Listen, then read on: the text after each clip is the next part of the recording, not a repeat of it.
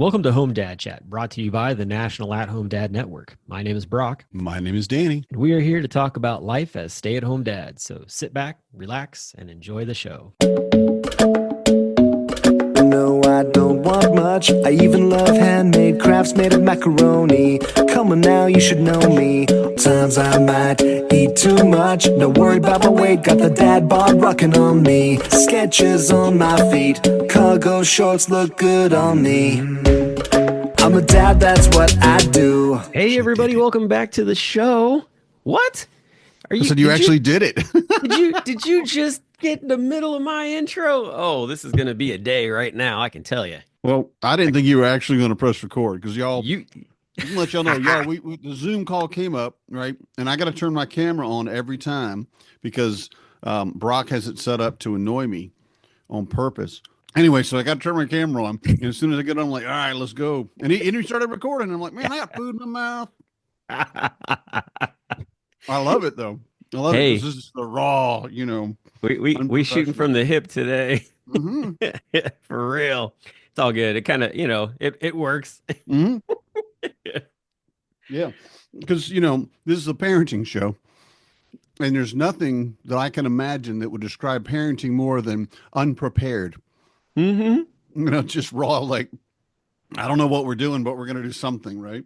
Or saying something to your kids, but not expecting them to do it immediately, and then being shocked like this. Wait, what do you? Oh, you did it. Oh, okay. I don't know what to do now. I thought we'd have another 3 hours of you looking for your other shoe. You said go. Kid starts to walk across the street. You're like, wait a minute. I didn't mean now. Right now. I mean, we're getting there. We're building it up. We're building up to it. Hey, so of course, I think that any of us that spend time just, with a few minutes to ourselves, maybe we get on TikTok or Instagram or even Facebook and scroll through reels and look at different things. So one of the ones that I saw recently, joke of the day, where does 007 invest his money? Where? The bond market. Yeah. Awful. Awful. It's all good. Yeah, it's awful, like a dry martini. Right? Shaken, not stirred, money penny. Exactly. And the other one is name a fictional character whom's death you have not gotten over yet. Oh, Artax.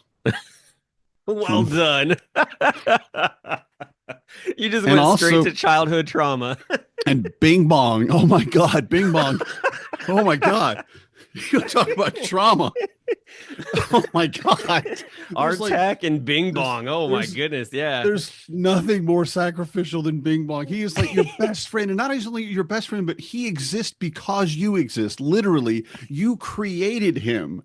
And at the end of it, he's like, you go, you keep Bing Bong, Bing Bong, Bing Bong. And he jumps out. And I'm like, no. Yeah. The death of your imaginary friend. Right. Yeah. Because he's not only just his death, he gives his life so Joy can make it to the top, and so that they can help, their real person. And I'm just like, oh my God, Bing Bong. Every time it comes on, okay, you want to watch Inside Out? I'm like, I love this movie. This is a great movie, but no. I will just say that those who write cartoons that both adults and children can watch and be traumatically impacted or even emotionally impacted by are pure genius. Or just mad, insane people that don't see the world normally. Yeah. I mean, you think about it, you're like, oh, well, I want to, we need to figure out how to get these parents to, spend their money and bring their kids or, whatever it is. And then, people create stuff like Inside Out or a Bluey. Which I don't know about you, but I would say that the majority of parents, your kids are a little bit older, but they probably didn't get into Bluey. But for me, I've been known to just be watching Bluey and be like, "What am I doing? Oh my goodness, my kids aren't even here." Well, Bluey's an adult show. Come on.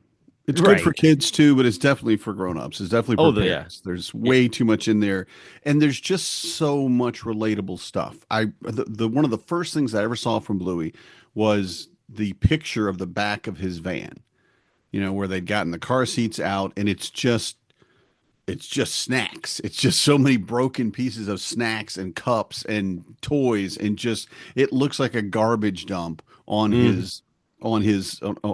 his seat. And I'm like, yeah, that was me every single time. Yeah. Speaking of which, the episode that where they go to the dump, I don't know if you've I haven't seen seen this one. that one, but I heard about it. So, Yeah. okay, so they go to the dump and they have different things, and like there's recyclables that they're taking there, whatever, and there ends up being like kids' artwork in there. No. Oh. Oh Like, no. and the kids see it, they're like, "Wait, what are you doing?" And it's like, "Oh, you done messed up." Don't know how that happened. I think Grandma did it. Yeah. Yeah, right. Exactly. So that's a very interesting scene because as parents, we all definitely are like, "Hey, that's great." And then let Hmm. it sit for a little bit and be like, "Oh, yep, it disappeared." Well, Oof. Marcus was the first one that figured it out because he came up to me and he gave me some stuff from school. And it was second grade. All right. So he was not Uh-huh. that far along. And he hands it to me. I'm like, oh, these are great. This is great. And I'm setting them in two different piles because one of the piles is stuff that I do want to keep, and I keep a Sure. box for each of the kids so that, when you're in your 30s, 40s, even 50s, I still have stuff that I wrote and drew when I was in, elementary school, Right. and it's awful and it's exactly what you'd expect it was, but I love it because it's such a nostalgic thing. And like, so I'm putting this aside, and I'm and like, just like there was 10 sheets of paper and five of them were just scribbled. It was just a scribble. There's nothing on it. So I'm putting those aside. And Marcus looks at me. He said, Dad, I know that you throw all that stuff away. I know you try to hide it from me, but I looked in the trash can yesterday and I saw that you put a couple of the, like, the school, like the teacher papers, what we call them, stuff that's basically the teacher's thing, just a couple of the teacher papers on top of it, and then just smushed it all down so I wouldn't see it. But and I am just like, well, yep, you're right. That's exactly what I do. There are things that we really want to keep for a very long time, and there are things that are just momentary and great, like, and beautiful, like a sunrise, right? It's beautiful, but you don't keep it. You don't try to keep it sunrise all day long. You let that go. And he was not having it, and I am just scrambling, and I'm so glad that none of my older kids were around at that moment because they would have looked at me and gone, "Wow, Dad, you're awful. You're just a storytelling liar. Why would you try to put poetic language? The fact that you throw away our gifts." Yeah. Oops. Oh well, that's yeah. Otherwise, can you imagine our houses? We'd all look like hoarders. I mean, for Oh, real, yeah. the amount of When things that we get scribbled. hmm and send them to grandma. That's a great answer. If you only have one or two kids, especially, grandma would love this. We got to put it in an envelope. We can send it or give it to grandma, and then grandma can throw it away, and that's fine because grandma can get away with it because he's grandma. Grandpa can be like, "Oh, kid, I didn't like that scribble. I don't think we need to put that up on the fridge. We're just gonna get rid of that one." And the little kids will be like, "Oh, okay, cookie, yeah, get away with it." I'm the taskmaster. I'm the bad guy. Of course, yeah. That's how it works, man. That's how it works. Oh goodness. So yeah, that's been basically what was on my mind a little bit. Hmm. And I do love. I haven't watched enough Bluey, I'll admit, but when it comes on, I love it. I love the song. I love every bit of it. And it's just like this is a show that I feel like is kind of a sign of the times, where we are culturally as parents. And almost like globally too, as parents, is what we're expecting out of our kid shows. And there are definitely still kid shows that are just absolutely just fart jokes and butts all day, and that's it, and that's as funny as they get, and it's just garbage TV for your child. But we've moved to a point where we're like, okay, what is this gonna, not only what is this gonna teach my kid, which shows, like, I don't know if you remember Little Einsteins. It's I back do remember it, probably but 15 years at I least, didn't but get into that. Yeah. it was one of those, like, well, we're going to introduce our kids to classic music and scientific understanding and nothing too deep. But I remember it brought me back to the Magic School Bus. It Oh was yeah. kind of that, this is fun, but we're going to get educated. And they did that with a lot of shows, and I love that now they've got shows like Bluey that's just for the parents to be able to Yeah. sit and let that play and not lose their mind, and then also not be going through a constant, yes, yes, that is the endometriosis. I don't remember endometriosis problem, and this is the disease it is, and yes, why are my kids learning about blood vessels, and why do I have to talk about the bladder again? And because young Einstein's even Miss Frizzle kind of taught us those things, and our parents were kind of like, ew, why do you know what that is? It's a TV show, right? But Bluey's just fun. Yeah. Bluey's just the this daily struggle, and how every single time it's hilarious that they'll just fail. They fail so Yeah. many times, and then they're back up and running. Well, Like, oh yeah, but I'm a parent, I can handle this, even failure. even talking about Magic School Bus, I mean, they recently just relaunched, I think, a couple seasons of it. Like they re kind of remastered it to with different a different voice, that kind of thing. And Hmm. my kids got into that, and then we had already been kind of watching some of the older episodes and things like that. And it was so funny because like there is that episode where he's talking about like like going small and getting into the body and going around, and I was like, oh, they animated the movie Inner Space. How awesome. Yes, yes. All right. Throwback, Yes. throwback. For those of you who don't know what Inner Space is, go look it up and watch it. I, I and I will say too that that was a delightful movie at the time. I don't know that I don't know that I'd watch it today. I might be embarrassed because just how just hilarity. I mean, it was great. Yeah. Um, It but was it was what it was. It was what it was for the time that it was made. mhm. Just with what And well you done. could what you could do with movies and things like that. But at the same time too, like what an interesting concept to like there were a lot of movies back in the day like that. Like Inner Space was all about like kind of what was going on inside the body. I thought the scene like where they actually like show that the one main character is pregnant, and that was really neat. Hmm. That was pretty cool. But then there's movies like Flatliners, where I don't know if you've ever seen that one or not, but it's like medical students who are Hmm. trying to experience what like death is like, and so they actually like go through the process of stopping their heart and like Mm. kind of journaling that actually I believe got remade a few years back too, if I'm not mistaken. Like there's a Hmm. whole new cast or whatever, but that movie was always interesting to me because it was sort of like a psycho thriller a little bit the way they did Oh it, yeah. because there's definitely something, if I remember, it's been a while, but I think it involves like the mental instability coming back, and there was something that was haunting them Hmm. because of the I experience. I remember it being something about an exploration of the afterlife and what that might be, or Yes. something like that. And then there was Yeah. some supernatural element that came into it. I didn't see it. I'm not saying that I didn't want to or anything, but I just know I didn't see it for whatever reason. Probably children. I'll blame the kids. But it did look, like you said, like a great thriller. Just a moment of, hey, you're gonna you're gonna kill yourself and you're gonna bring yourself back. Cool, cool, cool. I don't think this is the good thing. I think this is absolutely a bad thing. And I Yeah. can't imagine too, and I don't know about anybody that's actually had, that might be listening that has actual medical training and knows what they're talking about. But what you see in TVs and movies about how you give somebody CPR, how you bring them back to life or whatever, how you shock them and all that, none of that feels good. That's got to Yeah. be some of the most damage, especially because a lot of times if you're doing chest compressions, for CPR, you're going to break that person's ribs sometimes. I mean, you've Oh got to yeah. get in there where the heart is, and it's not, it's below the breastbone, right? So you got to get in there. I can't imagine how just beat up you would be, but they're college students, right? So they were Yeah. all kinds of, they don't get hurt. They Exactly. don't notice. I've always been a fan of medical show TV shows type stuff. Like I think like what put me on track of it was ER. Hmm. Um, that was a big one. There's so many like amazing, movie stars that came out of that show as Hmm. well. And actually, one of the guys from that show is now in a new medical show on HBO called The Pit, and he is like he's like in the ER there, and Hmm.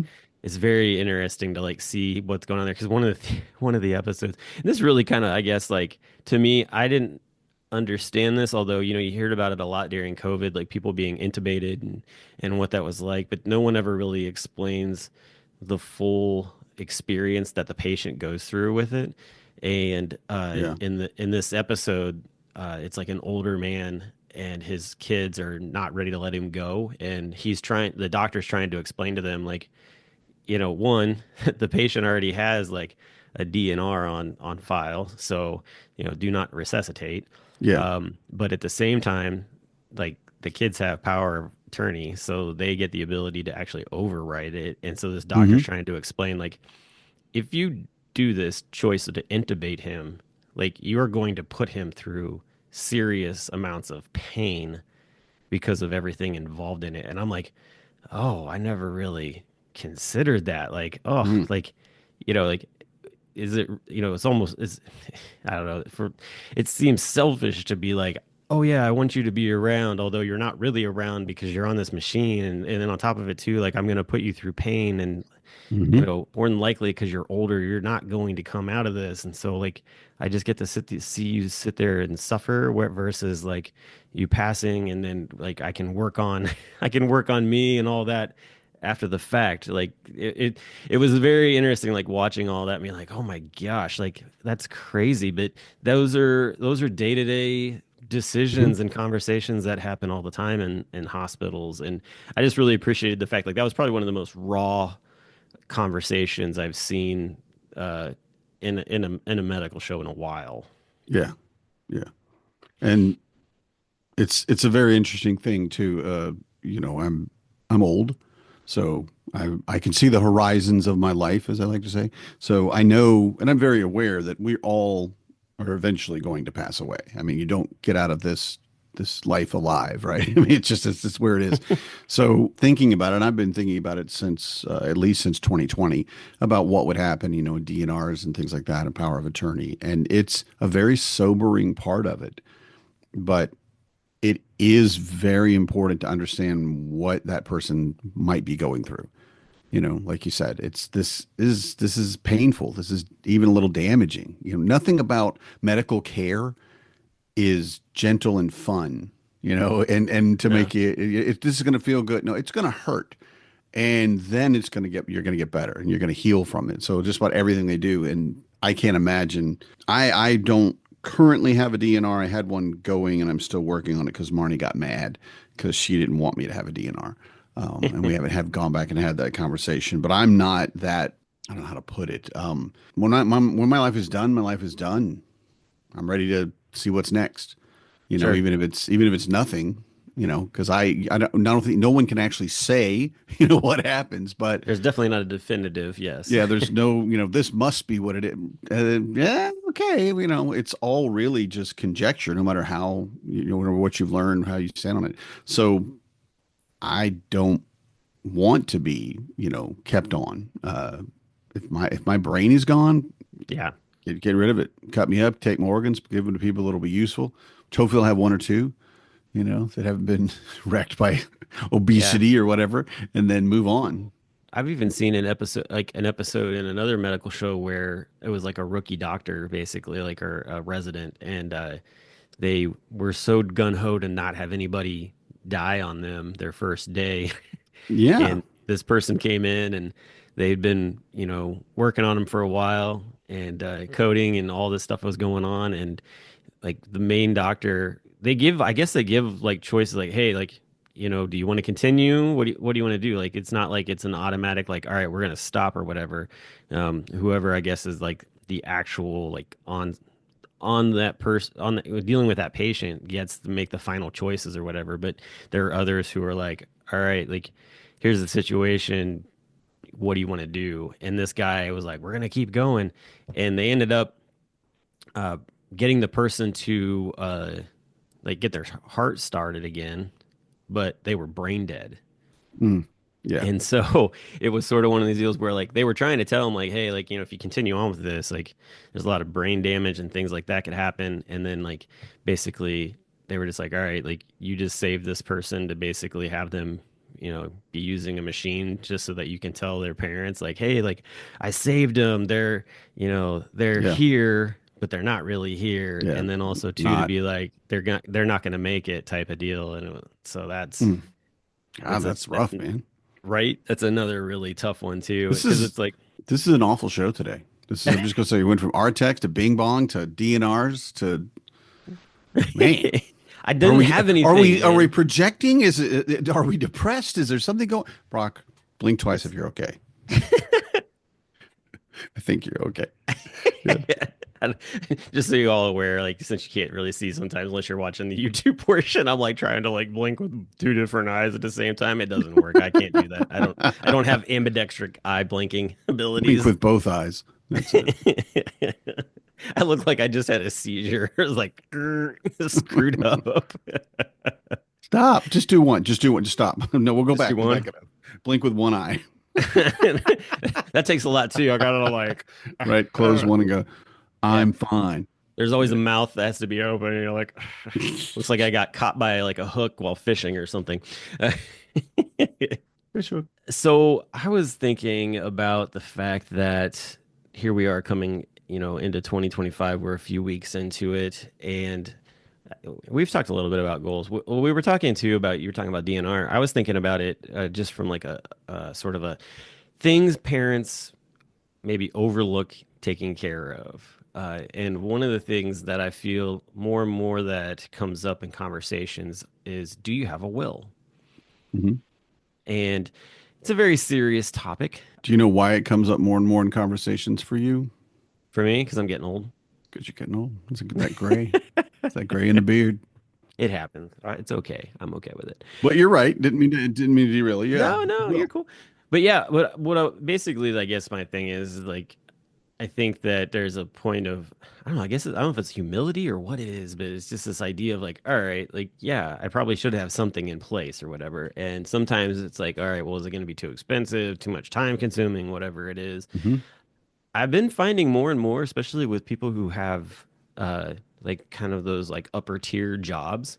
They might not know this, but a lot of times your company actually has something built in through their legal department, a way for you to actually get that legal help to build that, kind of deal. With Corey's job, that's the case, which is something that we're going to be taking advantage of this year, which is really cool.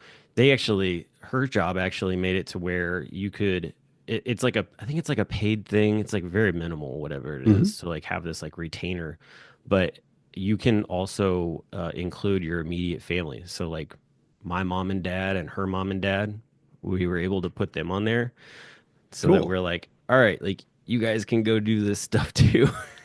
Yeah, nice. Make our lives just a little bit easier because your parents definitely are getting up there in age. Mm-hmm.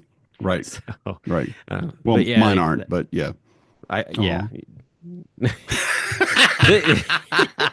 Told you it's a sad episode, man. This is gonna have a cautionary at the end of it. It's not an explicit; it's a cautionary. It's different. Rock and Danny might make you cry. It might just upset you and make you turn the channel, so you have to go watch somebody else. Welcome to episode 203, pulling on the heartstrings. All the sad. We'll get some big hair band music playing as well from the 80s. Have you seen, since I'm just going to drop, we're going to bounce all over the place today. So we'll go back to Will's in just a second, but for Artex, because we brought it up. So there is a kid, there have been children at the big anime or cosplay conventions such, and Dragon Con also as well, that they're wearing the kid from the Neverending Story, whose name I can't remember right now, Artex's master boss friend. Atreyu. Atreyu. Excellent. Well done. So they're dressed as him, and then they've got a fake horse head on the carpet, and they're like pulling on the reins of it. And I'm just like, oh, wow. Okay. They have those also to put in your potted plants. They're little ceramic ones. And oh my God. Horse and Atreyu. And I'm like, okay, y'all, I don't know why you think my childhood trauma is funny, but you need to stop making money off of it. Well, with TikTok and everything else too, and Etsy, you can, make and sell things all the time. Yeah. I've actually seen where people have printed 3D luck dragons, Hmm. and Nice. they've even done. There's even a stuffy out there actually that you can get that's like Yeah, 3 foot long. It's huge. as there should be. Which I'm As like, there at should. least you're, getting the sizing proportions right for a stuffed animal versus like a, full A little grown, full figure. size. Yeah, Yeah, exactly. But little yeah, oh, action that's figure. crazy, dude. I know I've seen that. Yeah, I've seen that that kid with that setup, and I'm just like, wow, okay. yeah. Just ouch, ouch. But back to wills because that's less depressing, I think. Is it? Maybe, maybe. But wills and life insurance, and like you said, it Oh, life becomes insurance. more and more obvious and apparent, and it's very important. Both are. I mean, and I think that really you should think about these things in your 20s. Like when you first get out on your own, you should have something in place. You're in your 20s, you're not going to worry about life insurance too much, but just in case, like some Yeah. kind of accident happens to be prepared. But then when you get up into your 40s and in your 50s and then in your 60s, you should have these things in place already. And for me too, I don't have much. I wouldn't need much in the way of a will per se, because the will is going to be talking about anything that you own that has good monetary value, like your houses and your cars, and none of that stuff's going to be me. It's going to be Marnie's. I mean, I'm sure my name is on it, but it's not like I'm going to will it to somebody. Yeah. It'll be us doing it as a couple, or maybe even be her doing it. But like, I'm not as concerned about that. But the thing that I've noticed after my own mom and has passed away, and I've seen several people, unfortunately, of that age who've passed away and have left their kids with things. And this is unfortunate for anybody that's not going to be able to watch the video of it. But I'm going to just briefly turn off my background because the reason I need a will and a determining document of what goes where is because this is my office and every single shelf is covered with crap, some kind of crap.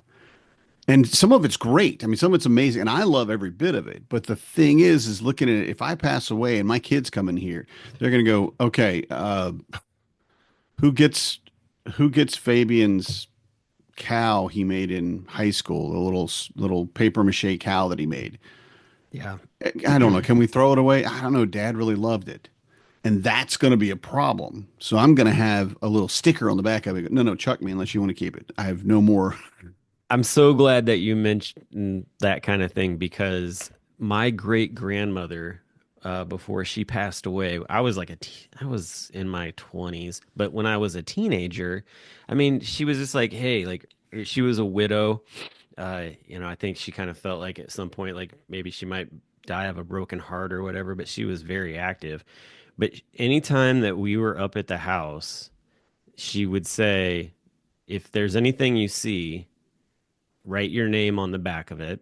Yeah. And when I'm gone, it's yours. Hmm. And so I, basically, I don't know why, but when I was younger, I was just always like, I only need like one thing from like each grandparent as like a remembrance. Like that's Yeah. really all. I don't want Yeah. a ton of clutter. And so like my great grandfather was in the Navy. And so Hmm. there's a very specific, like, it tells like humidity and temperature and something else. Hmm. And it's like on a wood plaque. And it's, kind of the middle of it actually has sort of like like a steering column for like a ship type of deal. So Hmm.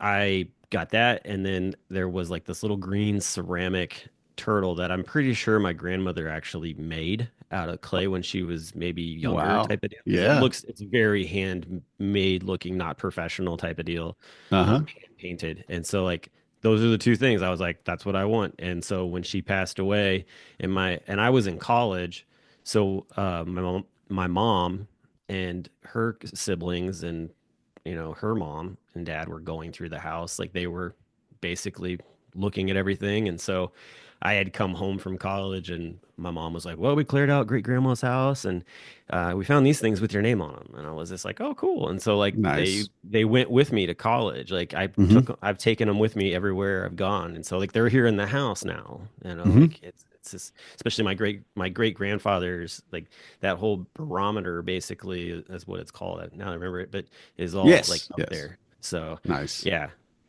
That's very cool. I think that that's smart because Hmm. also too, like you can just write in the will, like every item in my house that has somebody's names on it's theirs. Like easy. Yeah. Yeah. That's And an we're easy done, one line in a will. got the little round stickers on it with your name on it, like at a garage sale or something. Color 25 cents, coded. 25 cents. Yeah. Color coded, even better. Color code. Yes. Yes. You're Get, red, you're yellow, you're blue. yes. Nice. Nice. Yeah. Get organized in your death. Ooh, sad. But still, yeah. And I love that idea because like I have from my grandmother did not bake. She didn't cook much. She wasn't into that stuff, I guess. But she had a cookie jar that was a cast iron stove, basically. And it's not Oh, made of iron, but it looks like, it's a almost, ceramic, but yeah, yeah, painted. ceramic. Yeah. And it just looks like, a cast iron stove. And I don't know why, but I've always loved it. And sure enough, when she passed away, I mean, someone, I don't remember who, I don't know, it's such a blur when things like this happen, but someone said, yeah, by the way, this is yours. Hmm. Grandbetty said, this was yours. And it was such a cool thing for me, Yeah.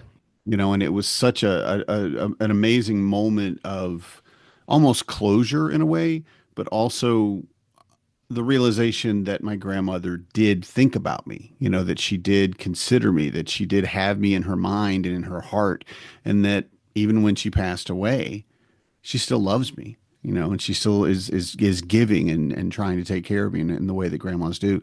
And I got to say, I love that thing. I put it on the highest shelf that none of the cats or children can get to. And I placed it very specifically where it is. I mean, we'd take an earthquake for the thing to fall. Okay. There's no reason that thing should ever fall or get hurt because I want to keep that with me. That will probably, that's something I think I would, if I choose a mausoleum or something, I will put that in my treasure trove, in my coffin with me or whatever. That and my chainsaw. It's like, this is the things I'm taking with me. It's grandma's, uh, grandma's stuff. But it's such a cool thing. And I look at stuff, and I am also the kind of person that I see something that I think that someone would like.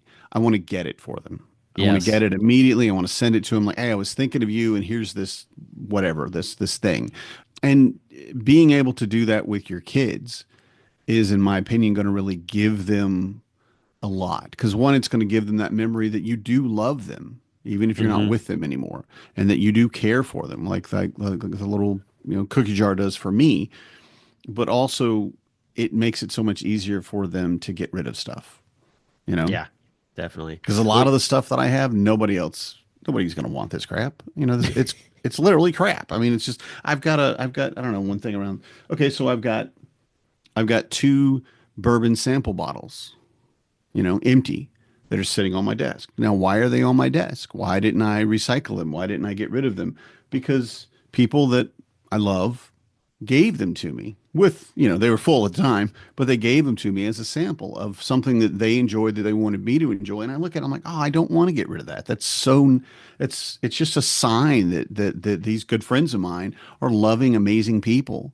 I don't want to get rid of it. But if I'm gone, yeah, you just need to shuffle those off into a box and just chuck them in the recycling. It's not These don't have any value to anyone other than me. And there's a lot of stuff like that, that I don't want my kids to have to worry about sorting through it and yeah. thinking, "Oh, should I keep this? Dad loved this. Should I?"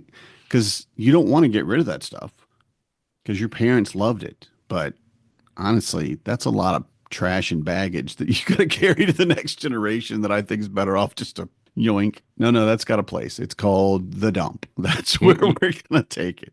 Well, depending on how much D&D stuff you have at the end of life, you have a bunch of D&D crows that are gonna swoop down and be like, "Ooh." There's there's no problem having a place for all that. Yeah. It was, yeah. Because when we moved here, I got rid of almost all of my old stuff. Not any stuff that was of any sentimental or monetary value, but like stuff that I've had for a while that is very specific for a game that I'm never going to play again. Like first edition, second edition D&D. I will never play that again. I don't want to. I don't. I like the newer versions, right? And I'm like, okay, what should we do with this? And I talked to a guy at a local books, game store, and he's like, I mean, I'll look through them, and if it's good stuff, we can definitely, consider it. But I've got this group that plays first edition, would you be willing to just give it to them? And it was all gone in, I brought 4 boxes of old books. And he said, no, I don't have any left. It was within 2 days, everything was gone. And having some ability to, again, find that crap that you got in your life and give it to someone that's going to enjoy it and love it. Yeah. Again, I think that's a good part of being a responsible adult, I guess. Well, and you're passing that on to, the younger generation, or just a new group of players to get going. If they like, man, this is really expensive to get started, and someone's like, well, here, you can have all of my starter stuff, and bingo, and go that route. I think that's a great way to kind of give back to the community that you're a part of. So that's awesome, man. You were talking about cookie jars, and this thing popped in my head, and I can't get it to go out. But in Aurora, Indiana, which is not far from here in Cincinnati, there's a little tiny like village that has all these little stores and stuff, and they have an entire store that is nothing but cookie jars. Like the whole thing is full of tons and tons of cookie jars of all types of characters and different like vehicles and all that stuff. And it's a really it's a really neat store to just walk around and basically, hog tie your kids so that they can't touch anything. Can't touch anything. Yeah, exactly. I actually haven't taken the kids in there, but it's definitely a place that I want to go to. I think that they would be fine now, but we've already they probably would. Yeah, we've already had our broken situation take place. So at a hardware store, that was fun. Luckily, it was just like a stone bird that was like really tiny, and my kid dropped it and broke the tail, and I was just like, well, guess we're buying this. And yep, guess that one's going with us.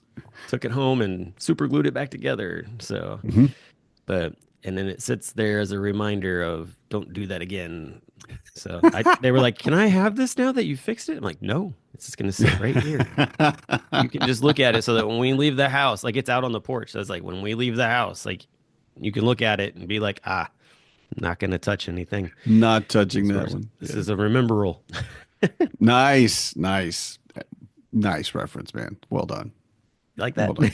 Yeah, I did. I do. I like that. I remember all because that's perfect because it is exactly what it is. They can even give it a little squeeze if they need to just help. Remember that time you didn't keep yourself to yourself and a bird died? What? Bird lost its tail. It's close. It could have died. Oh my goodness. Speaking of random things too, I don't know about you, but is there just times when you're in a conversation and a alternate version of a song pops in your head or something like some sort of phrase, and then you just like go into song about it? Like, do you ever make up? Well, yes, I do have songs? ADHD. Why do you ask? Yes, there it is. That's me. Like Corey today was like, I don't want to work. And I was like, I don't want to work. No, I don't want to work. I don't want to work today. Yeah. Yeah. Of course. Of course. I just wonder how many people come up with random little things like that in their head, which, like you said, it's an ADHD thing. I think it is. And it might also be a parenting thing. It might be a dad thing. I'm not exactly sure where it comes from, but I know that other responsible adult parents in my life, in my house, don't do this. And they are absolutely not neurospicy. So I think that might. You think it's a dad thing, basically? Then it might be, but I honestly think it is ADHD. I think it's just one of those things where your brain is just trying to connect stuff, and your brain doesn't like. Marnie will hear a song, and she can understand it can be sung in other ways or other words, but realistically, this is the song.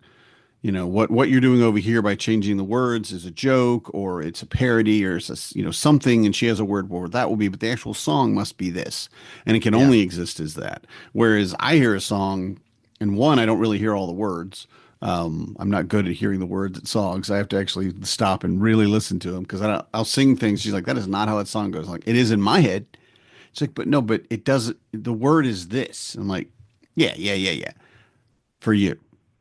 But I just, I don't want to sing like, if you hearken back to Friends, Tony Danza, the Elton John song. Yes. Hold Me Tiny Closer, little Tony dancer. Danza. Yeah, instead of Tiny Dancer. And I'm like, yeah, that makes oh my God, it's Tiny Dancer. Yep. And because I never read the lyrics, I never saw the title of the song. I would just hear it come on, and I would, da, da, da, hold me closer, Tony Danza. Yeah, it's perfect, right? Well, And wasn't it like Marty's when brain just kind of skips a track. She's like, I don't know what you just said, but we got to go back and fix that in your head. We got to make that song, right? well, Anyway, that's what I was saying. Like back in the day, I believe there was a commercial when I think it was like either Siri was launched or maybe it was Shazam, like kind of was getting big. They were like a couple sitting in a car and they were debating the words to I think it was like pour some sugar on me or something like that, and just I forget what it was that he thought it what the other guy thought it was, but yeah, like they had like, oh, that's not what it is, like, and just a whole argument about it. So hmm I completely understand. I think for us though, like as adults that are above 45 and up, we grew up with some of the greatest music ever, put out. That 70s, 80s, and 90s music was so like just I don't know, they're all very memorable. Like it just and there's so many different words to things when you're saying something that it's just like immediately a song pops into your head. So hmm very genius in that. But along with that too was the rise of Weird Al Yankovic and just the ability for him to just take that kind of stuff. And I Yes. actually, speaking of TikTok, I was watching where there was a comedian and he was talking about how when he grew up, his parents wouldn't let him listen to Metallica because he grew up in a Christian, very Christian, strict home. hmm And so he found this band, and it was so funny when he said it because I was like, oh, I know that band. It's a Christian band called Apologetics, and All right. all of their music sounds like the original bands, but the words have all been changed to be like around biblical things. Yeah. All right. So, Yeah. for instance, like he was like, so I couldn't listen to Metallica, so that means I couldn't listen to Enter Sandman, but I could listen to Apologetics, and they sang about Enter Samson, like. Just all these different ones. Yay. I will tell you this: if you really want to mess with your kids a little bit with songs that sound similar than what they are, like look up on Spotify or you don't use Spotify. What is it that you use again? Amazon Music. Amazon Music. Although our podcast is through Spotify, but mainly It's that's what we also do on our. available on Amazon Music. It is And the reason available. it's available on Amazon Music is because I asked you why isn't it available on Amazon Music, and you said I didn't click that button. That was the Button. only thing. Is we just got to click one more button, Brock? Then what's the problem? Why do you hate Amazon? I, Obviously, our AR overlords will come from Amazon. they get plenty of my money, that's for sure. They do, right? And Amazon Prime. I'm already like linked in. They have their hooks in me and my family way more than I'd like to admit. Yeah. Well, there was a charge that came on our like we got a message on our phone a few weeks ago that said like this amount of charge. It was like 100 and some crazy dollars or whatever. My wife was like, "What is that?" And I'm like, "Pretty sure that's the Amazon Prime membership for the year." And she's like, "Oh yeah." Yeah. I'm like, "Do you want to get rid of it?" She's like, "No." No, no, So please yeah, don't. but no, so yeah, on Amazon Music or Spotify or whatever, just look up Apologetics, and they have multiple different albums, but the songs, kid you not, like they are very good about having like very precise sounding instrumentals, and then they Mhm. try to match up like the audio with it as well, and they just change the words to it, but it all flows so well that if you're not listening to it closely enough, like you might not even like catch it. It's that good. And so I remember when I was attending Cincinnati Christian University here in town, like that was one of the albums that I came across in somebody's room, and I was like, "This is great!" And I ended up buying like three or four of their CDs or whatever. Had them in the room and would put them in all the time. So But yeah, it was just funny hearing this comedian talk about like, yeah, my way around listening to Metallica was listening to this other group. Apologetics. Yeah. But yeah, but it's Nice. just, same thing like Weird Al. Like it's just, he changed words around and it makes this very iconic, song even more memorable just with different words. Hmm. I want to recommend at least for one song, and there's only one song that I know that that someone showed me recently that is hilarious. The YouTube channel is called Andre Antunes, Antunes, right? Andre Antunes, and he did a metal version of Kenneth Copeland. And Oh, Kenneth Copeland is the evangelist. He's very, very passionate. He's like overly passionate sometimes, and other things. But that video of him, because it brings up in like, the Andre, I assume Antunes is his name. I don't know. But Andre Antunes is sitting there with his kid, like playing and whatever. And Kenneth Copeland comes on the background yelling, Jabba, Jabba, I cast you out or whatever about, I think it was about COVID. And it's just vehement, what is coming on. And the guy is trying to play with his kids, then he just gets so distracted by it. And then he creates this metal track hmm behind it, and then it starts to play Kenneth Copeland, and then you get the visuals on it, and it's just, I mean, it takes like probably takes a full minute to get going, so, but it just starts, it just rocks from that point out, and I'm like, man, this is amazing. Yeah. Because again, those things in your head, like you said, like Weird Al Yankovic, like apologetics, like our own, way that we do it on ourselves, and start singing a song, but then add your own words to it or change your words and make it sound very, very, very similar, Yeah. or exactly what kind of method you want, like metal in this case.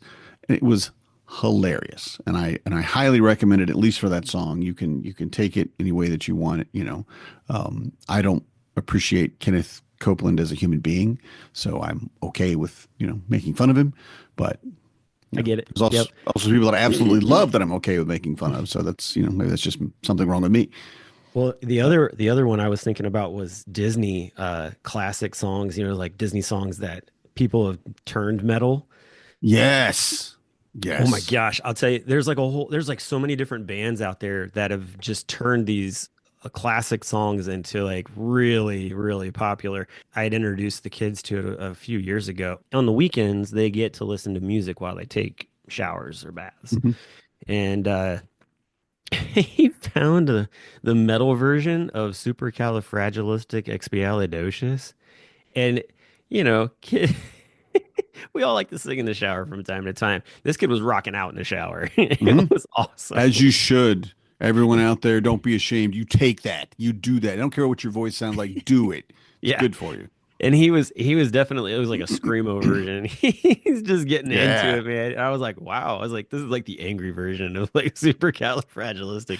It's like, okay. Nice. But there's Yeah. so many good ones out there. And I know like Matt Lofi from the Dadass podcast, his oldest is, I don't know, 5, 6 years old. And I remember last year he was all excited because he was like, I'm taking him to his first ever concert. And it was a heavy metal band and all the music was Disney music. And I was just like, that's freaking Nice. awesam. I would love to. Yeah, I would love to experience that. That's great. Yeah. Because I love Disney music, and I guess I kind of like metal. I'm realizing more and more I like metal. Metal's good, man. Not death metal, not just scream at me. I have to have some harmony, some something in there. But in the sound of silence, right? Oh, And doing it in a bass or low baritone, doing it in a lower tone where you really get into that, it just somber maudlin expression of this song. yep. And I heard it the first time and I'm like, what is this? It's not. It's this song. It's like this should be bright and happy or something. I don't Oh know. yeah, This you is heard the not the recreated song. you heard the new Yeah. remastered version by, I forget who that was. It Hoobastank or something like that did it? I don't remember exactly. There was definitely A but we lot were of people have done it. Yeah. So yeah. Well, we were sitting here at the dinner table this week, and all of a sudden, I forget how it popped up, but basically, we were talking about music. And one of the things was that song, actually. I think it was, oh, I know what it was. I said, "Hello, darkness, my old friend," or something like that. And like it immediately, like Corey and I started kind of going back and forth with it, and we were telling the kids, we're like, it's a song, and they're like, what? So we pulled it up and had them listen to it, and then there was another song after that. Oh, that's what it was. Yeah, so Corey's on the other side of the screen, mouthing things to me. She's like my cue card person. It's not her conversation. She's working here at the house today, so that You happens. tell her I said that. But Brown Eyed Girl in is fact. Yeah. Yeah. it was another song, and so the kids were like, "Brown Eyed Girl, that's an actual song," and so we had them listen.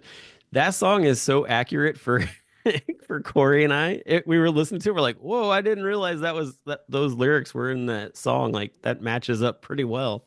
Yeah. And then the other, I think I know the reason this even got started was because the gentleman who wrote the song Celebration, celebrate good times, come on. He was explaining in an interview where that song came from. And part of the bass line from it was a different song, and he flipped it backwards, like the rhythm for it. But the lyrics came from his inspiration of he was reading the Bible and was just like, oh man, like, yeah, celebration. Like he got into the song, and the whole song is actually an inspiration of celebrating God, like his faith. And I was like, oh, I never really even considered that, because one of the things is like, there's a party going on around here, a celebration, like across the generations and world type of thing. And I was like, oh, Yeah. Yeah. so it just kind of matches up with, a lot of what, people of faith believe, talking about the afterlife, like that's their thing. So, but yeah, that's what he wrote about. I was like, oh, I never had thought that. So that we just kind of got on this whole tangent of like, it was like, all right, well, that was music theory for the night. Hope you enjoyed your class 101 there, music theory. Yeah. And it's very surprising how often you see stuff like that. There's a song that Bob Marley sings called Jammin'.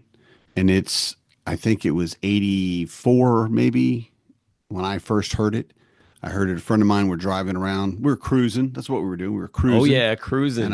And I was, in fact, the scrub hanging out the side of my best friend's ride, but I don't care. I didn't have my own car. And this song comes on, and Jammin' comes on, and I love this song. It is, and I can't hear the words. Like I said earlier, it's difficult for me to define exactly what the words are saying, but I'm just like, we're jamming, we're jamming, we're jamming, and I'm just going with this.